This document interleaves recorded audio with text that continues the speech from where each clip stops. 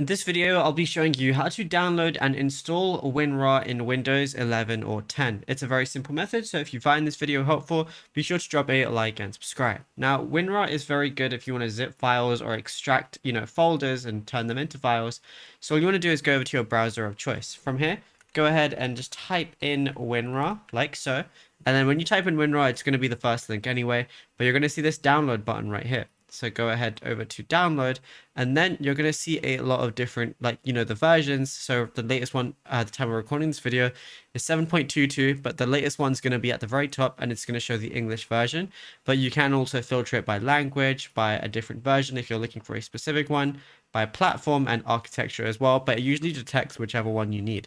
So then all you want to do is press the download button right here. Then it's going to show the WinRAR installer.